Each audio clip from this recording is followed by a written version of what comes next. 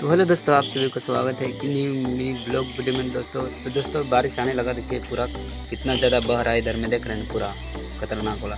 और बोले तो दोस्तों जो धान था इधर में जो धान था ना दोस्तों, उसमें बहुत ज़्यादा बोले तो देखिए पानी भी भर गया पूरा। देखिए छोटा छोटा दिख रहा है पूरा।